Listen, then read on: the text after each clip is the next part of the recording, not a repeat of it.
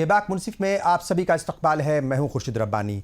आज एक बार फिर आम आदमी पार्टी ने बीजेपी पर ऑपरेशन लोटस का इल्ज़ाम लगाया है। इस बार दिल्ली की एजुकेशन वजीर और आम आदमी पार्टी की सीनियर लीडर आतिशी ने प्रेस कॉन्फ्रेंस कर बीजेपी पर इल्ज़ाम लगाया कि उन्हें धमकियां दी जा रही हैं कि अगर वे आप छोड़कर बीजेपी में शामिल ना हुई तो फिर उन्हें जेल जाना पड़ेगा, वो जेल जाने के लिए तैयार हो जाएं।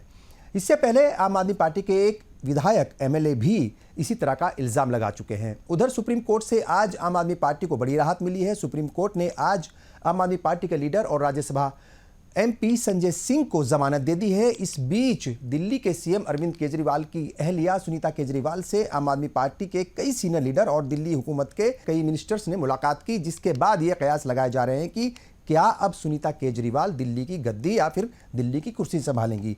बहरहाल यही तमाम मसले हैं, इसी पर हम बात करेंगे कि किस तरीके से आम आदमी पार्टी जो है वो इल्ज़ाम लगा रही है ऑपरेशन लोटस का, क्या इसकी सच्चाई है। और इस बीच प्राइम मिनिस्टर ने भी एक अहम बात कही है। वो ये कह रहे हैं कि जो थर्ड टर्म होगा मोदी हुकूमत का, वो जो करप्शन करने वाले लोग हैं, जो भ्रष्टाचारी हैं, उनके लिए और भी ज़्यादा खतरनाक होगा। तो बहरहाल किस तरीके से ये पूरा मसला है, किस तरीके से सियासत आगे बढ़ रही है, इसी पर बात करेंगे। कई खास मेहमान हमारे साथ जुड़ चुके हैं।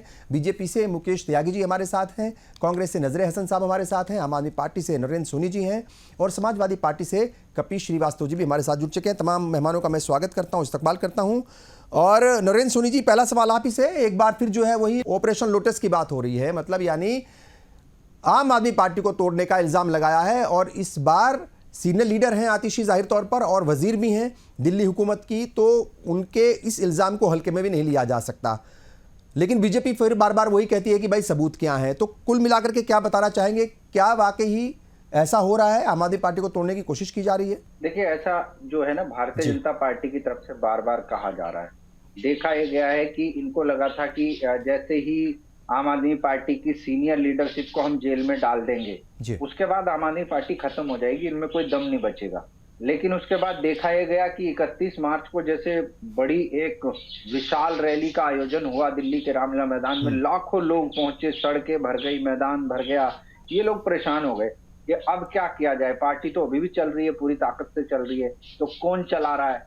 अभी 4-5 और नेता बचे हुए हैं जो पार्टी को अभी संचालित कर रहे हैं, इनको भी जेल में डालो। और उनको अब ऑफर दिए जा रहे हैं। आज मैं कह रहा हूं कि भारतीय जनता पार्टी कहती है कि सबूत क्या है। देखिए, सबूत के तौर पे तो पंजाब के विधायकों को ऑफर मिले। उन्होंने पहले कहते थे नंबर दिखाओ, किस नंबर से फोन आया। पंजाब के विधायकों ने नंबर तक जारी कर दिया। दिल्ली के विधायक हैं ऋतुराज झा जी, उन्होंने भी मोबाइल नंबर जारी कर दिया। वो एक शादी अटेंड करने गए थे, वहां पर उनको ऑफर दी गई कि मंत्री बनाने की ऑफर दी गई, 25 करोड़ रुपए की ऑफर दी गई। बोले जितने विधायक अपने साथ लेकर के आएंगे उन सबको 25-25 करोड़ रुपए दिए जाएंगे। ये तमाम चीजें, अब जब सबूत, एक बात बताइए, अगर मान लीजिए कि आतिशी जी ये प्रेस कॉन्फ्रेंस ना करके भाजपा के इस ऑफर को स्वीकार कर लेती और भारतीय जनता पार्टी में जाकर के ये कह देती कि जी अरविंद केजरीवाल तो भ्रष्टाचारी है जैसा कि भाजपा बोलती है और मैं तो उनको छोड़ के आप में आ गई, तो भारतीय जनता पार्टी के लोग क्या कहते? उनकी अंतरात्मा जाग गई होगी, इसलिए आ गई हमारी पार्टी में, हमने स्वागत कर लिया। तो फिर तो सबूत ही नहीं मिलता। आज वो बता रही हैं, कह रही हैं, सामने से आके दिल्ली की मंत्री इस बात को कह रही हैं और आप फिर भी सबूत मांग रहे हैं। और सबूत के तौर पे हमने तो कई साल पहले इन्हीं के प्रदेश के दिल्ली के उपाध्यक्ष थे शेर सिंह डागर, उनका सीडी आज भी पड़ा हुआ है यूट्यूब के ऊपर, आप देख लीजिए कैमरे पर किस तरीके से खरीद फरोख्त कर रहे थे विधायकों की। इन्हीं के नेता कर्नाटक में पकड़े गए कैमरे पे खरीद फरोख्त करते हुए नेताओं की। इन्हीं के नेता, वो कौन नेता थे जिन्होंने कांग्रेस के उत्तराखंड के अंदर विधायकों को तोड़ करके अपनी पार्टी में शामिल किया? इनसे जानना चाहिए कि वो कौन लोग थे जिन्होंने अजीत पवार को एनसीपी तोड़ने पर मजबूर किया और अपनी पार्टी में लाके डिप्टी सीएम बना दिया। वो कौन लोग थे जिन्होंने सुशील कुमार शिंदे को जो है शिवसेना तोड़ने पर मजबूर कर दिया, वहां जाके डील करी। तो ये भाजपा के कौन लोग थे डील करने वाले? ये तो जांच का विषय है। ये तो एजेंसियों को इसकी जांच करनी चाहिए कि आखिर इस देश के अंदर चल क्या रहा है। माननीय अटल बिहारी वाजपेयी जी की वो आदर्शवादी सोच, जो उन्होंने कहा था कि किसी पार्टी को तोड़कर सरकार बनाई जाए तो मैं ऐसी सरकार को चिमटे से भी छूना पसंद नहीं करूंगा, आज उस सोच को धूल में मिट्टी में मिलाते हुए नजर आ रहे हैं नरेंद्र मोदी जी। पूरी भारतीय जनता पार्टी। आज कोई आदर्श नहीं बचा है, केवल और केवल तानाशाही के नाम पे इनको सरकार चलानी है, और उसका जीता जागता प्रमाण आज सुप्रीम कोर्ट में मिला। माननीय सुप्रीम कोर्ट ने ईडी से बार बार पूछा कि आपको अब तक कोई मनी ट्रेल नहीं मिला 2 साल के अंदर, तो क्यों संजय सिंह को आपने अंदर रखा हुआ है? और ईडी कुछ नहीं बोली। ईडी ने कहा जी हाँ जी नहीं मिला। तो आज संजय सिंह को जमानत दे दी गई और सुप्रीम कोर्ट की तरफ से, और ये सत्य की जीत हुई, और अंत में यही होना है, क्योंकि कुछ किया तो किसी ने है नहीं, किसी के खिलाफ कुछ है नहीं, सबूत कुछ है नहीं, बस ये तो केवल झूठे बयानों के आधार पे केस चल रहा है। कोई पैसा है नहीं, कहीं पकड़ा नहीं गया, और पैसा जहां पकड़ा जा रहा है तो भारतीय जनता पार्टी से तो मैं पूछना चाहता हूं कि जिस शरद रेड्डी ने 60 करोड़ रुपए भाजपा को दिए, तो क्या जेपी नड्डा को गिरफ्तार करेगी ईडी? अब वहां तो साफ मनी ट्रेल दिखाई दे रहा है। तो जेपी नड्डा को अरेस्ट करें, भाजपा के नेताओं को अरेस्ट करें, प्रधानमंत्री जी से पूछताछ करें भाजपा में कैसे पैसा गया। तो ये तो जांच का विषय है, इनसे पूछा जाए।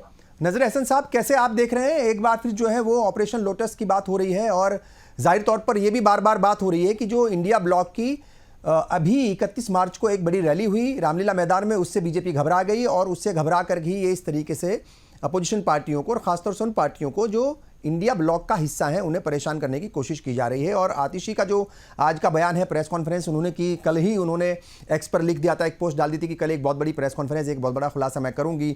क्या लगता है, क्या वाकई ही मतलब ऐसा है, और क्या इतनी दिलचस्पी बीजेपी इसलिए दिखा रही है क्योंकि उसने नारा दिया है अब की बार 400 पार, और बीजेपी अकेले अपने दम पर 370 प्लस की बात कर रही है? बार बार अपोजिशन पार्टियां ये कह रही हैं कि अपोजिशन पार्टियों को, उनके लीडर्स को परेशान करके ही क्या 370 या 400 पार किया जाएगा। कैसे इस पूरे मामले को आप देख रहे हैं नजर हसन साहब? ये देखिए, ये देश का दुर्भाग्य है कि आज के दिन में जो ये सारी चीजें अनडिक्लेयर्ड इमरजेंसी की तरफ हम बढ़ गए हैं, और बिल्कुल जो चीजें चल रही हैं आप देख रहे हैं कि दो इलेक्टेड हिंदुस्तान के दो चीफ मिनिस्टर्स अभी अरेस्ट हैं, और बीजेपी ये जो 400 का बात कर रही है, ये बीजेपी के वो मुंगेरी लाल के हसीन सपने, इनको पता है, इनके आरएसएस के सर्वे में आया है कि 200 से ऊपर क्रॉस ही कर रहे हैं, तो ये इनका परसेप्शन है अपना। और ये जो आज के दिन में ये जो चीजें चल रही है, ये तो अनडिक्लेयर्ड इमरजेंसी है। आप देख लीजिए, हिंदुस्तान कांग्रेस पार्टी इतनी बड़ी पार्टी है कि अकाउंट सीज कर दिए गए। आप ये देखिए कि जो भी अपोजिशन के लीडर है, वो चाहे वो शरद पवार जी हो, चाहे तेजस्वी यादव जी हो, या अखिलेश यादव हो, ये सारे लोग जितने भी हिंदुस्तान के में बड़ी पार्टीज हैं, उनकी जो लीडर्स हैं, उन सभी को आप देखो ये परेशान कर रहे हैं। और अनडिक्लेयर्ड इमरजेंसी है, ये तो सुप्रीम कोर्ट भी आजकल चीजों को, बात को नोटिस कर रहा है।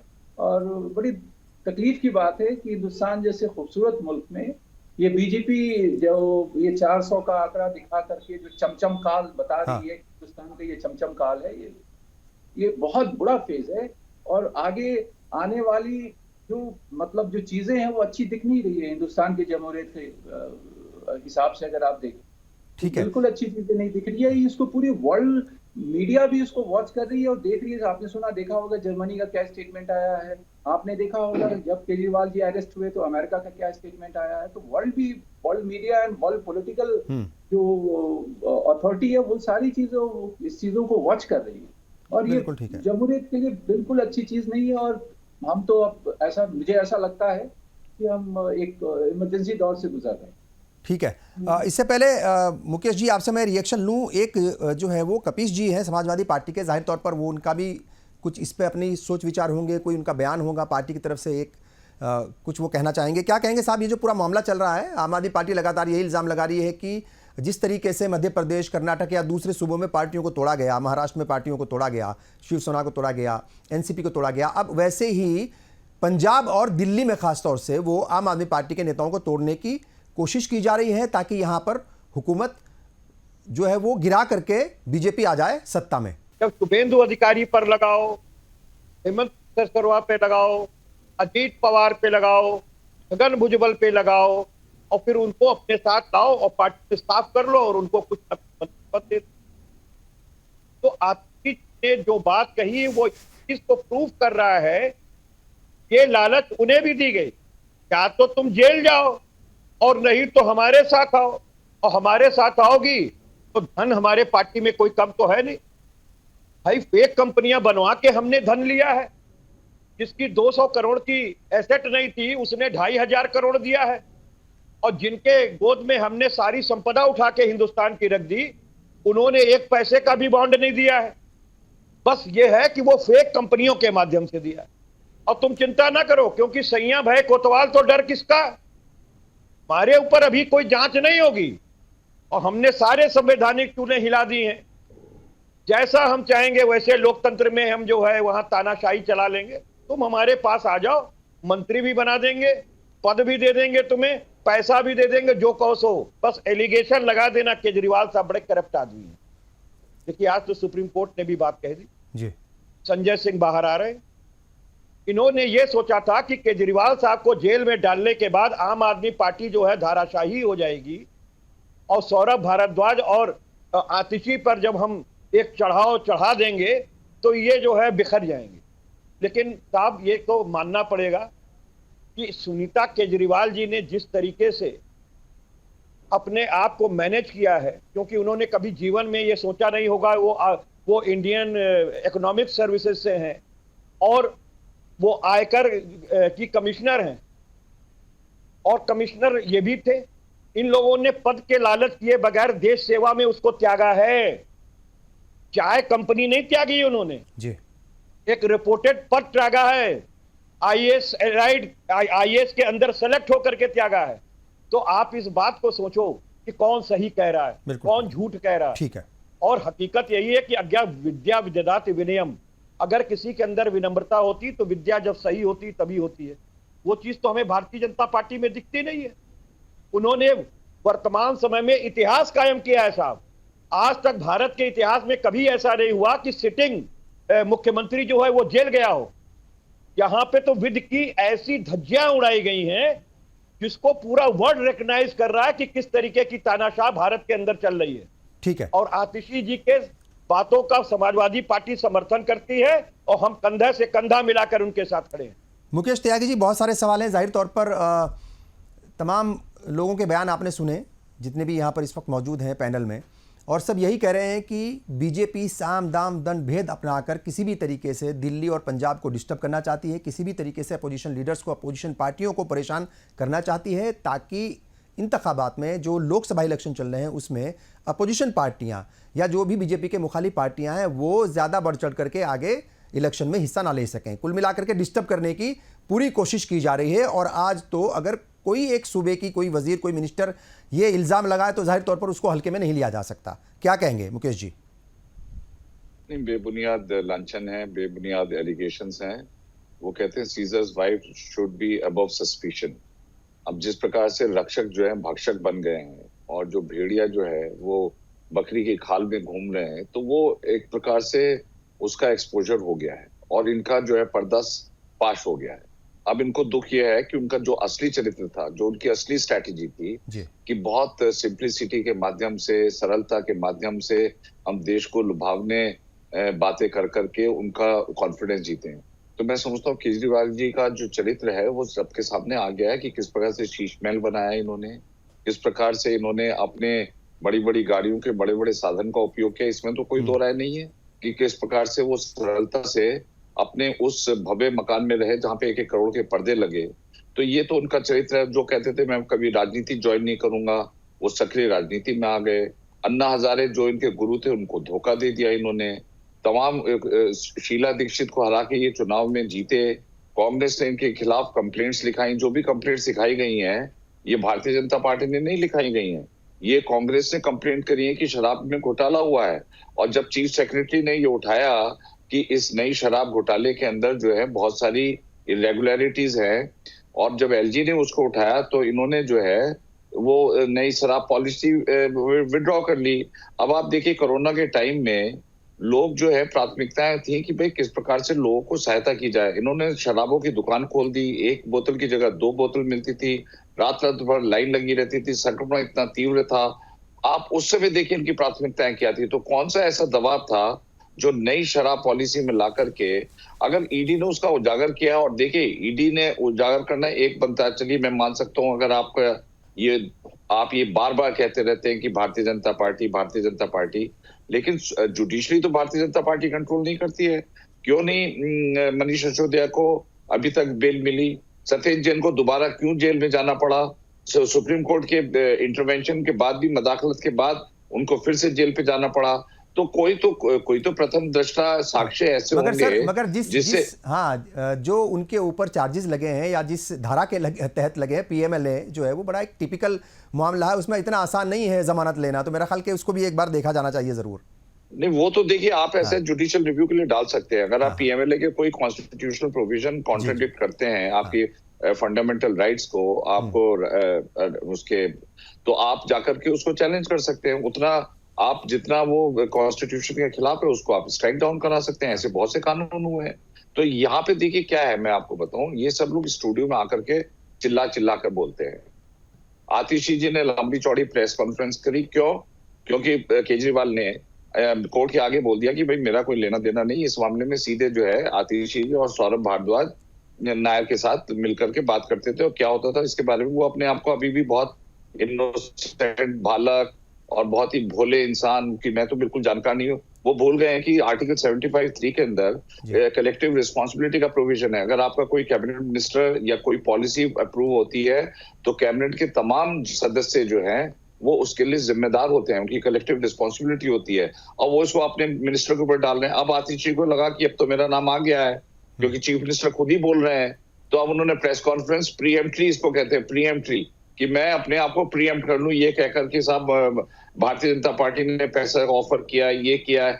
आप स्टूडियो में ना जाकर के आप पहले एफआईआर फाइल करती कि ये मुझे करप्शन के लिए इन्फ्लुएंस किया जा रहा है, मैं एफआईआर फाइल कर रही हूं। क्या उन्होंने कोई एफआईआर फाइल करी है? मतलब ये सब राजनीतिक जो शगुफे हैं, अब ये समझ गए हैं ये लोग कि इनके चरित्र बहुत सारे, इनके चरित्र की विश्वसनीयता पे खत्म हो गई। और देखिए एक बार बताऊं, हमको आप पार्टी के आदमियों की जरूरत नहीं है। हमने 7 पार्लियामेंट्री सीट जीती है दिल्ली के अंदर, हमारा वहां पर बहुत मजबूत वर्चस्व है। ठीक है, उन्होंने असेंबली के चुनाव जीत गए हैं। सर अभी पिछले हफ्ते ही आम आदमी पार्टी के मेंबर पार्लियामेंट को पंजाब से लिया है बीजेपी में। आप कह रहे हैं आम आदमी की जरूरत नहीं है, तो वो तो लिया जा रहा है, इधर आ रहे हैं। नहीं, वो अगर उन्होंने स्वतः ज्वाइन किया, उन्होंने ये तो नहीं कहा मुझ पर प्रेशर डाल करके। उन्होंने कहा कि जो मैं विकास से उनका वक्तव्य सुना है आपने?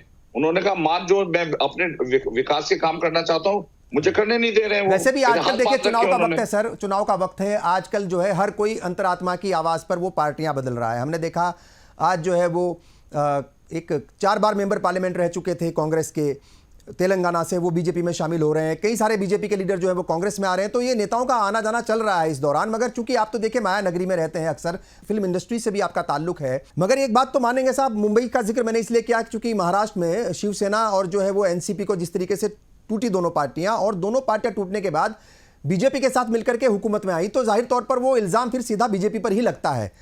वहां की पॉलिटिक्स को बार बार जो है वो आम आदमी पार्टी, कांग्रेस और दूसरी पार्टियां वो उनका जिक्र करती हैं कि जैसे आपने वहां तोड़ा वैसे ही आप कोशिश कर रहे हैं आम आदमी पार्टी को तोड़ने की। नहीं, ये गलत बात है। देखिए ये जमहूरियत है। जमहूरियत में सबको बुनियादी हुकूक हैं कि वो अपने हुकूक का इस्तेमाल कैसे करें। अगर मान लीजिए अजीत पवार आए हैं या पहले प्रवक्ता कुछ बोल रहे थे सुशील कुमार शिंदे, मैं उनको करेक्ट कर दूं, वो एकनाथ शिंदे। जी, तो मतलब वो बेचारे सुशील कुमार शिंदे जी वृद्ध अवस्था में, उनको ऐसे बदनाम ना करें। तो एकनाथ शिंदे जी आए और ये जो भी आए, अब आप इसकी बहुत बड़ा इतिहास है किस प्रकार से उद्धव ठाकरे ने जो भारतीय जनता पार्टी को धोखा दिया, किस प्रकार से जो है वहां की जो आंतरिक जमहूरियत थी शिवसेना की, उसमें लोगों के दम घुट रहे थे, उन्होंने उनका अगेंस्ट जो है एक प्रकार से रिवोल्ट किया। अब वो भारतीय जनता पार्टी को समझते हैं कि देश की अगर तकदीर कोई संभाल सकता है, कोई मजबूत नेतृत्व दे सकता है, तो भारतीय जनता पार्टी, हर नेता चाहता है कि मेरा योगदान जो है सक्रिय हो, देश की प्रगति के लिए हो। ये एक नेता की एक केंद्र बिंदु होती है। और मैं समझता हूँ कि हो सकता है वो वहां पर सोच रहा हूँ कि हमको करप्शन के लिए फोर्स किया जाता है, तमाम ऐसे काम करने के लिए कहा जाता है। जो भारतीय जनता पार्टी की जो जीरो करप्शन पॉलिसी है, हो सकता है उन्होंने एक प्रकार से प्रायश्चित कर रहे हो कि भाई ठीक है, हम एक ऐसे कलंकित माहौल में जी रहे थे, अब हमको ऐसी जगह जहाँ पे साफ सुथरी राजनीति हो, तो हो सकता है उसका भी कारण रहा हो कि भारतीय जनता पार्टी के साथ जुड़े। और आप देख लीजिए प्रधानमंत्री मोदी जी के खिलाफ आपके पास एक भी कोई केस नहीं है कि जिससे आप प्रधानमंत्री जी को कलंकित कर सके। और यूपीए में 10 साल के उसमें 9 मेगा स्कैंडल हुए, और आप मुझे बताइए पहले रॉयट्स कितने होते थे, लॉ एंड ऑर्डर सिचुएशन कितनी खराब थी, लगातार रॉयट्स होते रहते थे, कई हिंदू मुस्लिम, गुजरात में आप देख लीजिए, उत्तर प्रदेश में देख लीजिए। तो जनता देख रही है किस प्रकार से हम फास्टेस्ट ग्रोइंग इकोनॉमी बने हैं। फास्टेस्ट ग्रोइंग इकोनॉमी बनना तो स्टैटिस्टिकली प्रूव्ड है, वर्ल्ड बैंक कह रहा है, IMF कह रहा है। आप ऐसे ही बन जाएंगे जब तक आपकी विकास की त्वरित गति से आपकी नीति नहीं होगी। और किस प्रकार से देश को पहले लूटा है जनता के सामने, ये बहुत क्लियर है। देखिए सबसे बड़ी दिक्कत क्या हो रही है आपके साथ या कांग्रेस के साथ, उनकी विश्वसनीयता जो है उसको चुनौती मिल रही है।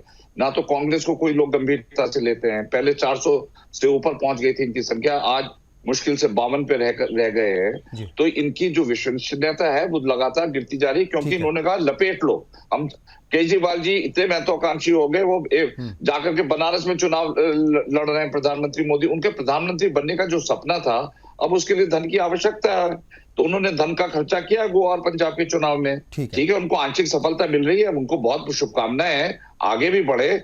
परंतु अगर आप भ्रष्टाचार का माध्यम लेकर के आगे बढ़ेंगे तो ये पाप का घड़ा फूटेगा। तो फिर आप चिल्लाइए नहीं, आप don't play this victim card कि मैं, अरे मेरे साथ ये हो रहा है, मैं तो क्यों बारा, आपने क्यों 8-9 बार जो है ईडी के संबंध को आपने विड्रॉ किया, क्यों नहीं आप एप्पल का उसका कोड दे रहे हैं। आप हर तरीके से अपने आप को बचाने की कोशिश कर रहे हैं। अब देखिए पॉलिटिक्स क्या चल रही है, पॉलिटिक्स ये चल रही है कि सुनीता जी को किस प्रकार से मुख्यमंत्री बना दिया जाए।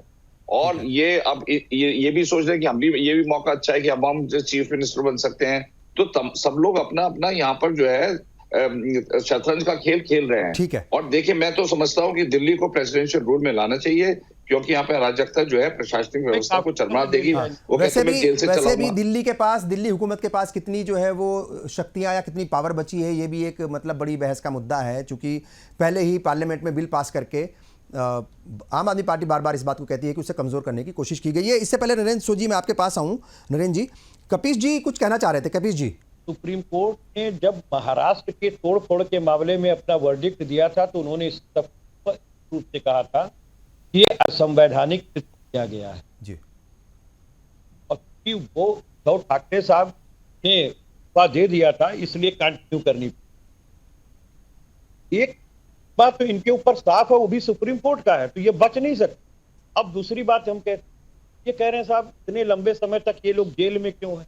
अगर इनोसेंट है तो तुरंत बाहर आ जाना। अरे साहब इनोसेंट तो आप हैं कि ईडी एक्ट भी आपने पढ़ा हुआ है और पीएमएलए एक्ट भी आपने पढ़ा हुआ है, जिसमें सबूत का भार बदल जाता है। जब आप मुलजिम को जेल में रख दिए हैं तो वो अपने बचाव में सबूत लाएगा कहां से? और उसे साबित करना है कि उसने ये अपराध नहीं किया है। ये आपकी एजेंसी साबित नहीं करती कि उसने अपराध किया है। ये बहुत बड़ा अंतर होता है। जैसे पोटा और मकोका था, ठीक उसी तरीके से कांग्रेस ने ये जो ईडी एक्ट बनाया, ये आज भस्मासुर का वरदान साबित हो रहा है। कांग्रेस तो पारदर्शी थी, वो क्या जानती थी कि हम एक ऐसा एक्ट लेके आ रहे हैं कि एक अपारदर्शी हाथ में ये एक्ट जाएगा जिसको गलत तरीके से प्रिवेल कराया जाएगा। तो ये कानून का दुरुपयोग है, संवैधानिक संस्थाओं का दुरुपयोग है जो त्यागी साहब की पार्टी कर रही है। दूसरी चीज मैं आपको कह दूं, ये कह रहे थे हमें आम आदमी पार्टी के लोगों की क्या जरूरत है। अरे आपको तो साहब राजभर जैसे लोगों की जरूरत है, जो कहते थे कि इस देश का प्रधानमंत्री सबसे झूठा प्रधानमंत्री है। मुख्यमंत्री योगी आदित्यनाथ को उनकी औकात याद दिला देंगे, उन्हें भीख का कटोरा थमा देंगे, उनके लिए भीख का ट्रेनिंग सेंटर खोल देंगे। नीतीश कुमार का तो डीएनए ही पलटू राम है। तो आप मुझे बताओ ना, आप उनको क्यों लेकर के चरण पादुका पे लोटन पोटन हो रहे हैं? भारतीय जनता पार्टी इस समय देश की सबसे कमजोर पार्टी है, इसलिए 41 लकड़ी ऐसी जंगल की लगाई है जिसका नाम और पता लोग नहीं जानते हैं, जिनके पास 32 ऐसे दल हैं जिनके पास पार्षद तक नहीं है, एमपी एमएलए और विधान परिषद, ये तो बहुत दूर की चीज है। तो ये भारतीय जनता पार्टी भ्रष्टाचार स्वयं करती है। अभी देखिए कैग की रिपोर्ट आई थी, द्वारिका कॉरिडोर के मामले में 2,500 करोड़, 500 करोड़ से ऊपर आयुष्मान भारत के अंदर। अरे पुरुषों का गर्भाशय निकाला गया। त्यागी साहब, कब से भारतीय जनता पार्टी के पुरुष प्रेग्नेंट होने लगे और उनके पास इस तरह के गर्भाशय आने लगे जिसको आप निकलवा रहे हैं? तो सबसे पहली चीज तो यही बता दीजिए, आयुष्मान भारत में कैसे पुरुष का जो है गर्भाशय निकाल दिया गया? ये कहां से थ्योरी एक नई लेकर के आए हैं? और कौन से ये वैज्ञानिक हैं जो है नाली के पानी से गैस बना रहे थे? क्या उन्होंने ही लगा दिया है क्या पुरुषों में गर्भाशय? और एक ही नंबर से 10 लाख रजिस्ट्रेशन कैसे हैं? ये सब घोटाले पे कोई जांच नहीं बैठेगी, क्योंकि सैया भाई कोतवाल तो अब डर काहे का। अरे स्पष्ट है कि चंदे का धंधा किया, स्पष्ट है कि कम एसेट वाली कंपनी अपनी औकात से चौगुना एसेट की चीजें दान कर रही है।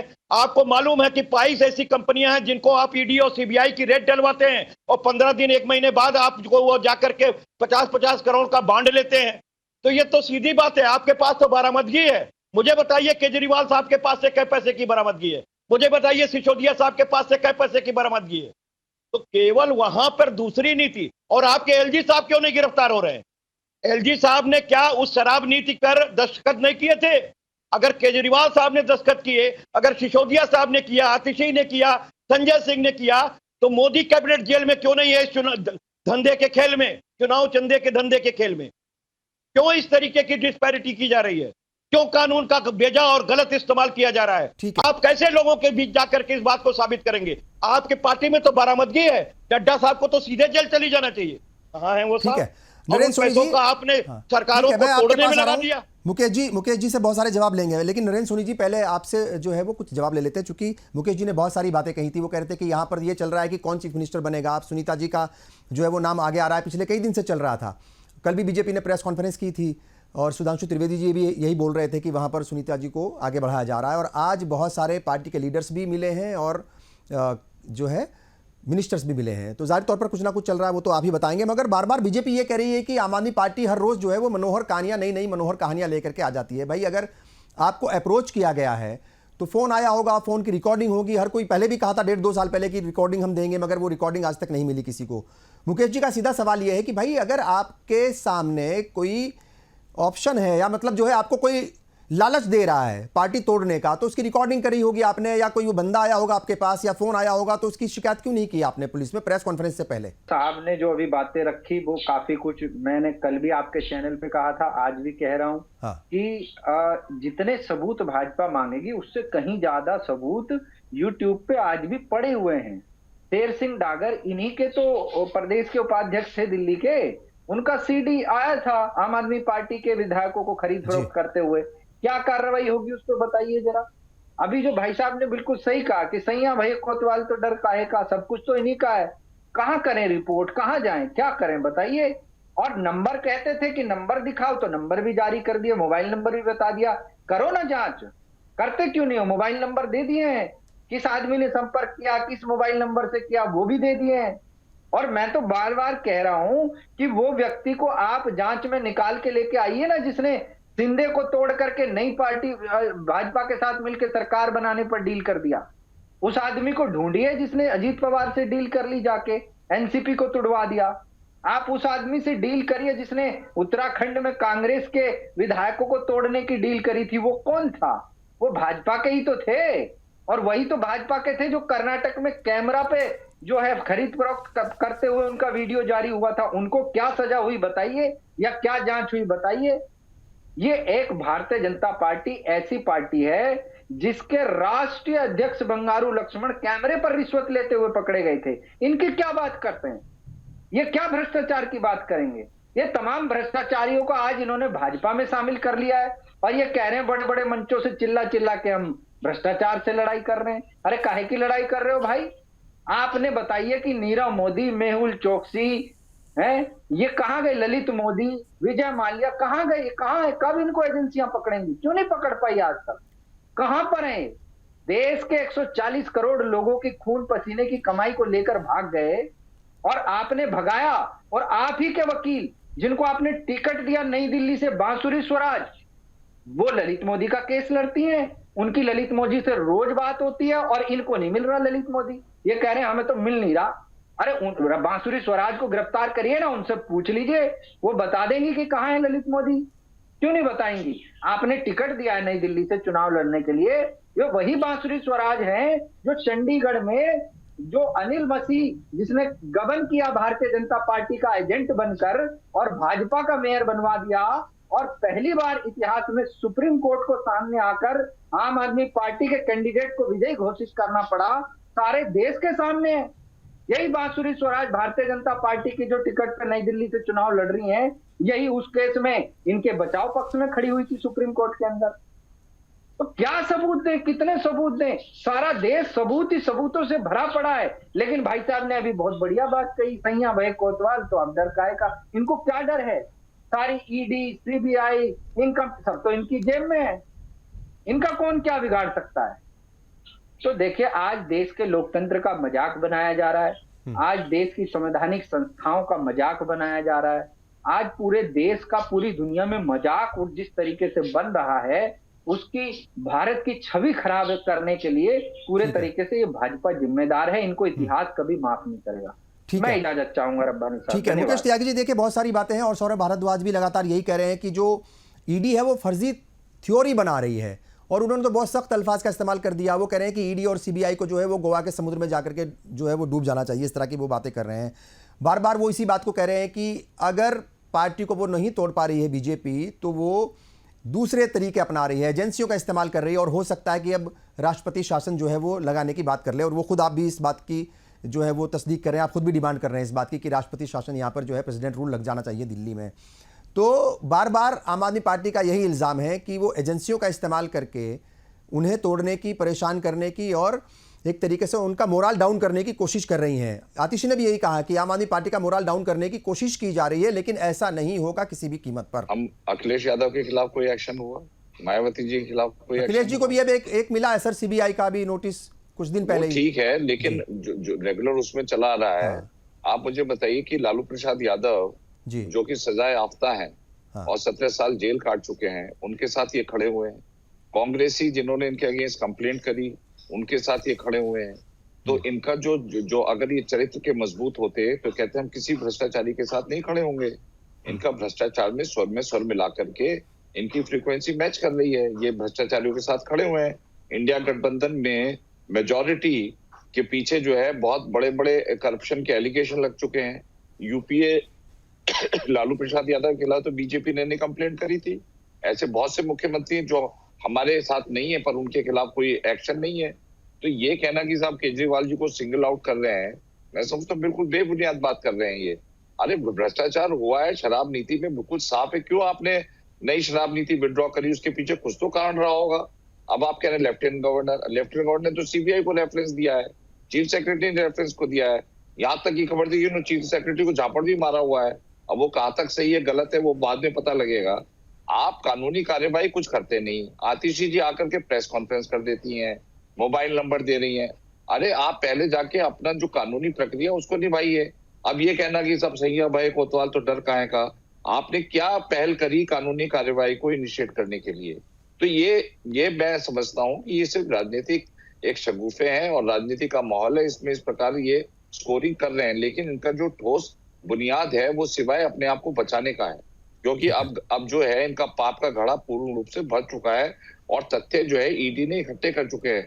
मैं मान लिया चलिए ईडी, मैंने अभी पहले भी कहा बायस्ड है, लेकिन कोर्ट तो बायस्ड नहीं है। कोर्ट ने एविडेंस देख करके क्यों मनीष सिसोदिया को अब तक अरेस्ट करके रख रखा है, मुझे बताइए। सत्येंद्र जैन को क्यों रख रखा है? सुप्रीम कोर्ट में भी उसमें वो किए, क्योंकि उन्होंने हवाले के काम किए हुए हैं और वो सामने नजर आ रहे हैं। अगर आप चोरी कर रहे हो, और कहा केजरीवाल ये कहते थे कि कोई भी आदमी भ्रष्टाचार करेगा मैं उसे छोड़ूंगा नहीं, भ्रष्टाचारक की जरा सी चिंगारी भी लगेगी तो मैं नहीं छोड़ूंगा। सत्येंद्र जैन, आप अरे भैया इतने दिन से पड़े हुए हैं, आपने क्या आप उनकी भी, वो भी सरकार वहां से चला रहे थे जेल से अंदर, बड़ी मुश्किल से उनका इस्तीफा कबूल किया गया है।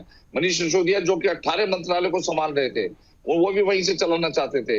तो आप किस प्रकार की नैतिक राजनीति कर रहे हैं? देखिए मैं बताऊं लेकिन मनीष जी ने तो इस्तीफा दे दिया था, साथ के साथ इस्तीफा दे दिया था मनीष जी ने। तो उन्होंने दिया, लालू प्रसाद ने इस्तीफा दे करके गए, ये नहीं इस्तीफा दे करके गए। सोरेन इस्तीफा दे करके गए, ये नहीं इस्तीफा दे कर गए। इनका पद के प्रति मोह तो देखिए।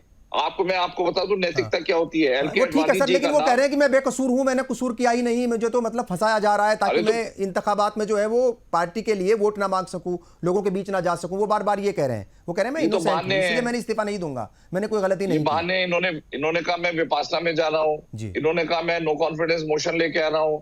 इन्होंने कितनी कहानियां बनाई ईडी के समन्स को अवॉइड करने के लिए। पहले ही जाते दूध का दूध पानी का पानी करते, क्योंकि आपके दिल में कालक है। आप जो है दूसरों के ऊपर डाल करके आप अपने काले धागों को नहीं बचा सकते। और दिक्कत मैं आपको वही उदाहरण दे रहा था LK आडवाणी का नाम JK जैन डायरी में आ गया था। उन्होंने अविलंब अपना त्याग पत्र दिया और उस पावर से हट गए, जबकि उनका शीर्ष स्थान था।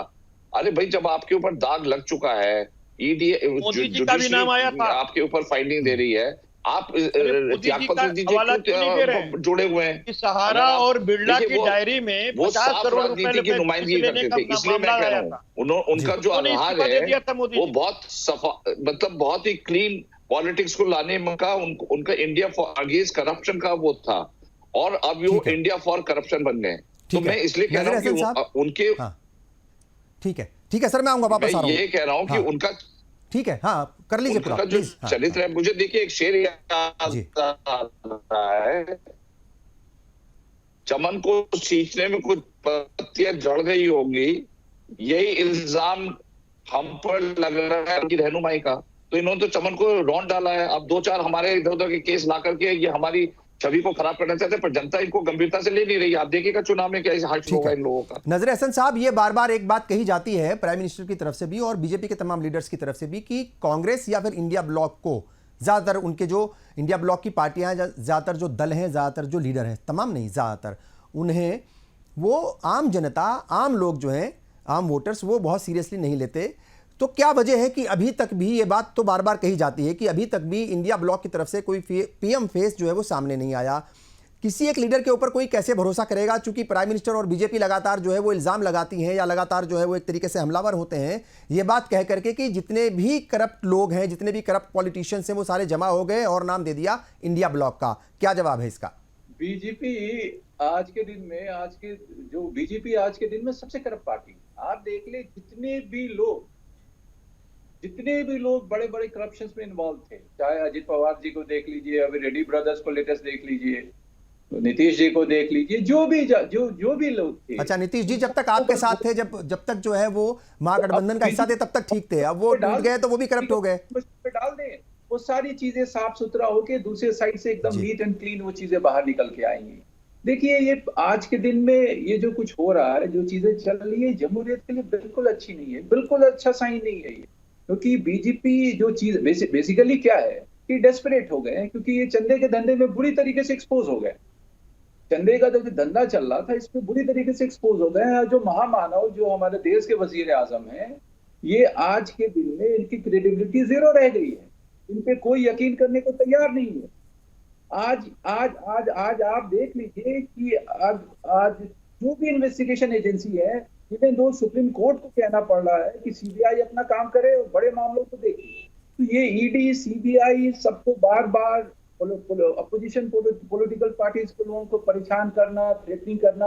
अभी तो हालात ये हो गए हैं कि अगर कॉल बेल अगर बजती है तो पता नहीं, ऐसा लगता है जैसे कोई ईडी और सीबीआई वाला ना खड़ा हो हम जैसे छोटे कार्यकर्ता के लिए।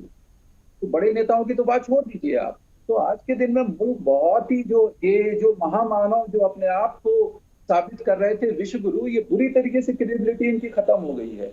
और आज के दिन में इनको अच्छी तरीके से पता है, आरएसएस के सर्वे में भी आया है कि 200 से ऊपर क्रॉस नहीं कर रहे हैं। तो पावर के लिए इतने डेस्परेट हो गए हैं और इतने परेशान हो गए हैं ये कि पावर के लिए अब कुछ भी कर सकते। हिंदुस्तान ये भी कल ये भी हो सकता है कि हिंदुस्तान में चुनाव, अगर इनको लगेगा कि अगर ये चुनाव हार रहे हैं तो आई एम श्योर ये चुनाव भी ना होने दें, कुछ ना कुछ लगा के ये प्रेसिडेंट रूल लगा देंगे। तो हालात आज के दिन में किसी से कुछ छुपा नहीं है। फाइनेंशियल इमरजेंसी भी है, मार्केट की क्या पोजीशन चल रही है, बिजनेस सिनेरियो क्या है, आपको रब्बानी साहब सब चीजों की जानकारी है। पॉलिटिकल क्या चल रहा है, पूरी दुनिया आज हिंदुस्तान के इलेक्शन को वॉच कर रही है। और मैं तो कहता हूँ सुप्रीम कोर्ट को अभी भी वक्त है कि मेरी ये मांग है आपके चैनल के माध्यम से कि इमीडिएटली सुप्रीम कोर्ट को इलेक्शन जो है अपने सुपरविजन में कराए। नहीं तो ये इन्होंने इलेक्शन कमीशन को भी नहीं छोड़ा है। इलेक्शन कमीशन तो इनका एक ऑफिशियल मतलब एजेंट हो गया है जो इनके लिए काम करता है। तो आज के दिन में हम सुप्रीम कोर्ट को, अगर हिंदुस्तान की जमहूरियत को बचाना है, हिंदुस्तान को बचाना है, तो आज सुप्रीम कोर्ट अपने सुपरविजन में इलेक्शन कराए। कोई बड़ी चीज नहीं है, पहले भी कराया है, बहुत सारे स्टेट्स के कराए हैं। तो आगे का जमहूरियत बचाने के लिए हम सभी पॉलिटिकल पार्टीज ने, इंडिया अलायंस के लोगों ने कहा, डिमांड किया है सुप्रीम कोर्ट अपने सुपरविजन में इलेक्शन कराए। क्योंकि कपीश जी देखिए, ठीक है कपीश जी, मैं आपके पास आ रहा हूं। ठीक है, वो बहुत सारी बातें होती हैं कि भाई जो पावर में है या जो रूलिंग पार्टी है वो अपने हिसाब से जो है वो सिस्टम को चलाती है, या जो भी जिम्मेदार लोग हैं, और अक्सर ये बात होती है किसी की भी हुकूमत रही हो, किसी ने कम किसी ने ज़्यादा अपोजिशन को हमेशा परेशान किया अपने अपने वक्त में, तो ये बात तो तमाम लोग जानते हैं। मगर अभी ये बात भी हो रही है, बीजेपी बार बार इस बात को कहती है कि आप अपनी नाकामियाँ छिपाने के लिए लोग आपको वोट नहीं देते, लोग जो है वो आपके लिए आगे नहीं आते, और आप तमाम इल्ज़ाम लगा देते हो एजेंसीज़ के ऊपर और बीजेपी के ऊपर और सिस्टम के ऊपर। तो क्या अपनी नाकामी छिपाने के लिए एजेंसीज़ को या फिर जो है वो सिस्टम को कहीं ना कहीं वो इल्ज़ाम लगाना आपको लगता है वो ठीक है? भाई आप अपनी कमियां दूर कीजिए, अगर इंडिया ब्लॉक के अंदर कुछ खामियां हैं, कमियां हैं, या कुछ लोग कुछ दल अगर कहीं मुलविस है किसी करप्शन में, तो उनको उनसे अलग हो जाइए। आप खुद ही इल्ज़ाम क्यों लगा रहे हैं कि भाई एजेंसीज का ज़्यादा इस्तेमाल हो रहा है? और एजेंसीज का इस्तेमाल तो कब नहीं हुआ, तोता भी कहा गया है। मतलब सुप्रीम कोर्ट ने, वो बीजेपी की हुकूमत नहीं थी मरकज में जब सीबीआई को तोता करार दिया गया था, पिंजरे का तोता। देखिए ये सब तो बीजेपी का पहले आपके पास जी, और कपीश जी को जवाब देंगे। हाँ, मैं इस बात से आपके सहमत हूं कि सुप्रीम कोर्ट ने एक समय में कहा कि सीबीआई तोता है। हाँ, तो अब जो तोता है वो क्या कौवा हो गया? भाई तोता जो था वो अब कौवा हो गया है। हाँ, वो चीज बदली तो है नहीं। और मैं एक चीज ये कह दूं, हमारे मित्र कह रहे थे कि आडवाणी साहब का नाम आया तो उन्होंने ऐसा कर दिया। अरे साहब, आडवाणी साहब एक विचारधारा थी, आप इसकी तुलना किससे करें? एक तानाशाह की तुलना की जा सकती है। और मैं आपको याद दिला दूं कि जिस समय मोदी जी सीएम थे गुजरात के, उस समय सहारा और बिरला से 50 करोड़ रुपए रिश्वत लेने का आरोप लगा था, क्योंकि जो इनकम टैक्स की रेड पड़ी थी उसमें डायरी में यह पाया गया था। और आगे चल करके क्योंकि सैया की ही पुलिस थी तो वहां तो कुछ हुआ नहीं, और जब ये मैटर 156(3) से डिसाइड होते हुए सुप्रीम कोर्ट तक पहुंचा, तो मिश्रा जी की पीठ ने यह कहा था कि चूंकि वर्तमान समय में वो एक ऐसे पद पर हैं भारत के कि अभी इसको नहीं, लेकिन जब ये इस पद पर नहीं रहेंगे तब आप लेकर आ सकते, क्योंकि उतना सबूत नहीं है हमारे। ये तो मैंने आपको पूरा किस्सा बता दिया। और आप कह रहे हैं कि उनकी तुलना आप आडवाणी साहब से कर रहे हैं, उनकी तुलना आप क्या वाजपेयी साहब से करेंगे जिन्होंने एक वोट के लिए अपनी सरकार गिरवा ली? और यहाँ सुप्रीम कोर्ट साफ कह रहा है कि महाराष्ट्र की सरकार असंवैधानिक तरीके से गिराई गई। प्रधानमंत्री जी ने इस्तीफा क्यों नहीं दिया? कोश्यारी साहब जिस समय शपथ दिला रहे थे देवेंद्र फडणवीस को अजीत पवार साहब के साथ, रात ही रात केस तीनों वापस कर लिए गए थे। ये क्या हम हवा में बातें कर रहे हैं? क्या ये सबूत आपके सामने नहीं है? और जिनको जिनको हम लोगों ने हटाया उनको आपने अपनाया। शुभेंदु अधिकारी, हेमंत बिस्वा शर्मा, अजीत पवार, छगन भुजबल, ये आपके सामने है, और आप कह रहे साहब और सबको हटा दो। तो ये तो गले से लगा लेंगे, इनके तो सुखराम हो जाएंगे टेलीकॉम घोटाले वाले। आप हमें बताओ कि कांग्रेस की जिस समय सरकार थी, कॉमनवेल्थ घोटाला का आरोप लगा, कांग्रेस ने उस पर जांच बैठाई और घोटाला सामने आने पर कार्रवाई हुई। आपने उन्हीं सुरेश कलमाड़ी को ओलंपिक संघ का जो है आजीवन अध्यक्ष बना दिया भारतीय जनता पार्टी ने अपनी सरकार आते ही। ये कौन सा खेल खेल रहे थे आप? अरे मीठा मीठा गपगप और कड़वा कड़वा थूथू नहीं होता है, और इतना इनोसेंट मत बनिए। बीइंग एडवोकेट आपको एक बात कह रहा हूं कि जब सबूत का भार बदल जाता है, वो एक्ट मौका और इस तरीके का काम करता है जैसे पोटा काम करता है। आप जेल में किसी को रख करके उससे कहते हो जाओ सबूत लेके आओ कि तुमने ये काम नहीं किया। एजेंसी लाने का काम करेंगी या अभियुक्त लाने का काम करेगा? लेकिन चूंकि उस एक्ट में यह प्रावधान है तो कोर्ट उससे बधी हुई है, उसकी प्रक्रिया से, कोर्ट के हाथ बंधे हुए हैं प्रोसीजर से। वो आपका एक्ट नहीं बदल देगी, एक तो आपका संसद बदलेगा। क्योंकि आपको याद होगा सुप्रीम कोर्ट ने जब यह बात कही कि भाई दिल्ली के सरकार को ट्रांसफर और पोस्टिंग का राइट तो मिलना चाहिए, और उनको दिया, तो आप अध्यादेश लेकर आए, कानून बना लिया एक नए।